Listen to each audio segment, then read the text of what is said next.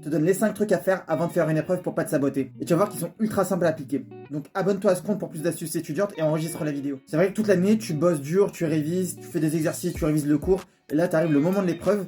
Et juste avec un petit couac, tu peux tout te saboter et arriver complètement stressé, complètement perdu à l'épreuve. Et je vais donner mes 5 conseils à savoir avant de faire une épreuve. Et je sais de quoi je parle, j'ai fait les concours d'école d'ingénieur 2 fois. Donc le stress et la préparation, ça me connaît. Premier conseil, viens avec de l'avance.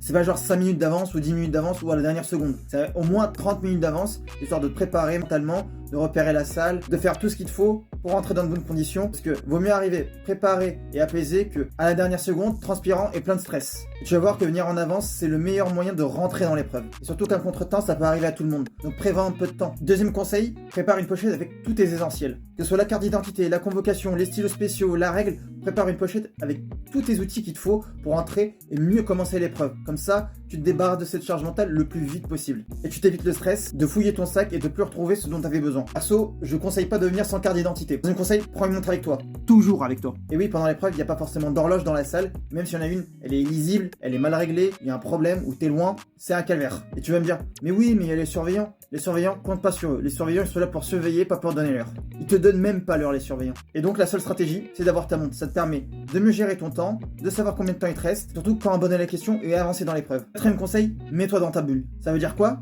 Pas de bavardage, pas de chit-chat avec les autres ou que ce soit avec le surveillant. Tu rentres, tu te chauffes mentalement et surtout tu te prépares à l'épreuve qui va arriver. Ça peut être de la respiration, ça peut être des rappels mentaux, ça peut être une coupure avec toutes les distractions possibles. Mais le plus important, c'est que tu te focuses sur toi-même. Parce qu'après, ça sera toi contre le sujet. Dernier conseil, prépare tes copies et tes brouillons dès le début de l'épreuve. Dès que c'est possible, quand tu t'assois, tu remplis tout ton cartouche de copies, tu demandes le nombre de brouillons nécessaires, tu mets tout en place pour être le moins distrait possible pendant l'épreuve.